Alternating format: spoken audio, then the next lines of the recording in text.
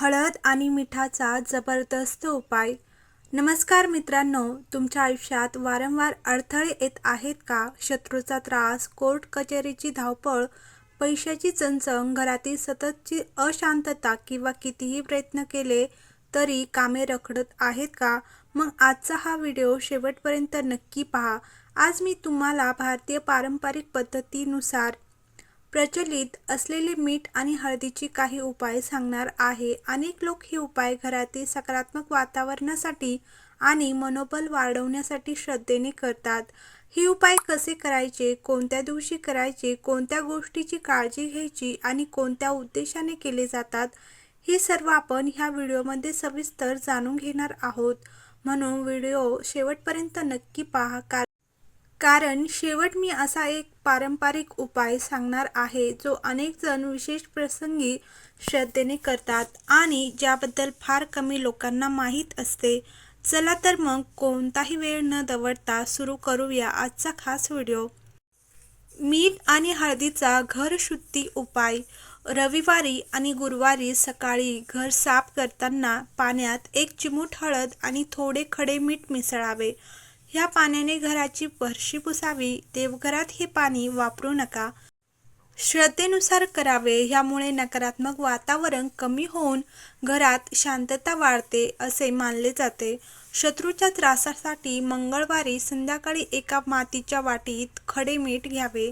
त्यात 1 चिमूट हळद टाकावी. वाटी घराच्या मुख्य दरवाजाजवळ रात्री ठेवावी. दुसऱ्या दिवशी ते मीठ वाहत्या पाण्यात किंवा घराबाहेर कोणत्याही ठिकाणी विसर्जित करावे. कोणत्याही योग्य ठिकाणी विसर्जित करावे. हे सलग 5 किंवा 7 मंगळवार करू शकता. कोर्ट केसमध्ये मन शांती आणि विजयासाठी प्रार्थना. गुरुवारी स्नानानंतर कपाळावर हळदीचा टिळा लावा. देवासमोर हळदीची 1 गाठ अर्पण करा. आपल्या प्रकरणात सत्य आणि न्याय मिळावा अशी प्रार्थना करा. न्यायालयीन कामासाठी जाताना मन शांत ठेवण्याचा संकल्प करा. आर्थिक अडचणीसाठी शुक्रवारी पिवळ्या कापडात 1 हळदीची गाठ आणि थोडे खडे मीठ ठेवून तिजोरीजवळ किंवा पैशाच्या जागेजवळ ठेवा. महिनाभराने ते बदलून जुने साहित्य विसर्जित करावे. हा उपाय समृद्धीचे प्रतीक म्हणून केला जातो. नकारात्मक ऊर्जा कमी करण्यासाठी एका काचेच्या वाटीत खडे मीठ भरून त्यात हळदीचा 1 गाठ ठेवा. ही वाटी घराच्या एका कोपऱ्यात ठेवा. दर 15 दिवसांनी मीठ बदला. व्यवसायातील अडथळ्यांसाठी उपाय. दुकान किंवा कार्यालय उघडण्यापूर्वी प्रवेशद्वाराजवळ थोडी हळद शिंपडावी. एका छोट्या वाटीत खडे मीठ ठेवून आठवड्यातून एकदा बदला. हा उपाय शुभतेचे प्रतीक म्हणून केला जातो. मानसिक तणाव कमी करण्यासाठी आंघोळीच्या पाण्यात 1 चिमूट हळद आणि थोडे खडे मीठ घाला. आठवड्यातून एकदा हा उपाय करा.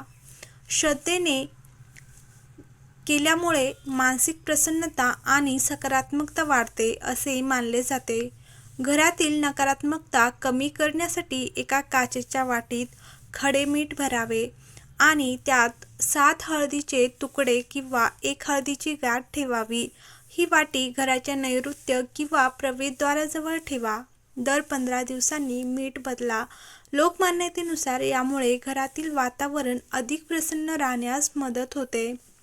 वारंवार कामात अडथळे येत असतील तर गुरुवारी सकाळी स्नानानंतर पिवळ्या कापडात 1 हळदीची गाठ आणि थोडे खडे मीठ बांधावे. हे घरातील देवघराशेजारी किंवा स्वच्छ ठिकाणी ठेवावे. काम यशस्वी व्हावे अशी प्रार्थना करावी. व्यवसाय किंवा दुकानासाठी दुकान उघडण्यापूर्वी दाराजवळ 1 छोट्या वाटीत खडे मीठ ठेवा. जवळच हळदीचा छोटा टिळा लावा. आठवड्यातून एकदा मीठ बदला. श्रद्धेनुसार हा उपाय शुभतेचे प्रतीक मानला जातो.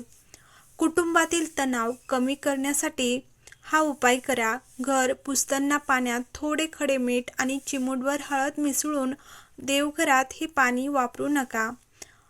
आठवड्यातून एकदा हा उपाय नक्की करा.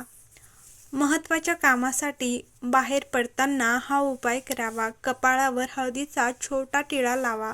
हातात 1 खडा मीठ काही क्षण धरून सकारात्मक संकल्प करा आणि नंतर ते योग्य प्रकारे टाकून द्या. हा उपाय आत्मविश्वास वाढवण्यासाठी श्रद्धेने केला जातो. आर्थिक शिस्तीसाठी प्रतिकात्मक उपाय. शुक्रवारी तिजोरी किंवा पैशाच्या जागेची स्वच्छता करावी. तसेच तेथे हळदीची एक गाठ ठेवा. खडे मीठ तिजोरीत ठेवू नका, त्याऐवजी खोलीच्या एका कोपऱ्यात वेगळ्या वाटीत ठेवावे. तसेच मन शांतीसाठी आठवड्यातून एकदा आंघोळीच्या पाण्यात थोडे खडे मीठ आणि चिमूटभर हळद घालावी. हा उपाय अनेक जण मानसिक प्रसन्नतेसाठी श्रद्धेने करतात. तसेच मुख्य दरवाजाचा उपाय. प्रत्येक शुक्रवारी मुख्य दरवाजावर चिमूटभर हळद लावावी आणि दरवाजाच्या आतल्या बाजूला एका छोट्या वाटीत खडे मीठ ठेवावे. कामावर जाण्यापूर्वी महत्त्वाच्या कामासाठी बाहेर पडताना हळदीचा छोटासा टिळा लावा आणि मनात आपल्या इष्टदेवतेचे नाव घ्यावे. यामुळे आत्मविश्वास वाढण्यास मदत होऊ शकते. श्री स्वामी समर्थ. हर हर महादेव. व्हिडिओ आवडला असेल तर कमेंट बॉक्समध्ये श्री स्वामी समर्थ